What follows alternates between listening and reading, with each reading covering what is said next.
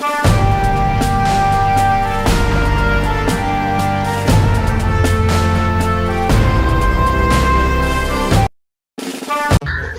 Sai construction कंपनीचा अजब कारभार. ऐन रमजान महिन्यात तुरुकवाडी येथील पाणी पुरवठा केला खंडित.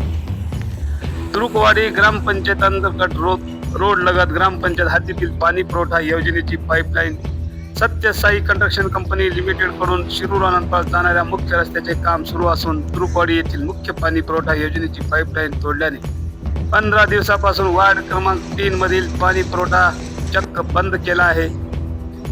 या वार्डात दुसरे कोणतेही पिण्याचे पाण्याचे सोर्स नाही आणि या वार्डात सर्वसामान्य मजूर वर्ग मोठ्या प्रमाणात राहत असून पाण्यासाठी भटकंती करावी लागत आहे. यावर ठेकेदाराच्या थोड्याशा चुकीमुळे जनतेला नाहक त्रास सहन करावा लागत आहे.